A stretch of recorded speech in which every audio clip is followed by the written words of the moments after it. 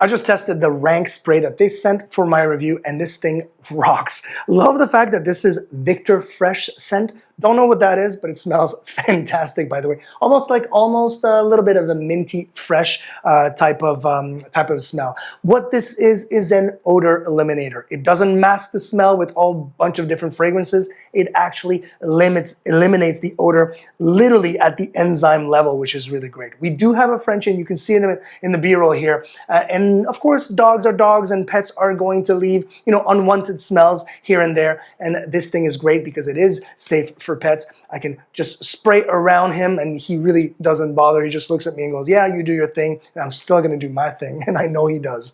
But this thing is fantastic. Like I said, a little goes a long way. I did spray a lot in that B-roll, but really you don't have to. Just a little bit goes really, really a long way. The other thing too is it's not just for pets, because I read here, for shoes and boots and shin guards and knee pads, and if you have, kids or even adults around the house that are into sports and that have bring those stinky clothes in, this will do the work. I use it in shoes for sure. It's fantastic.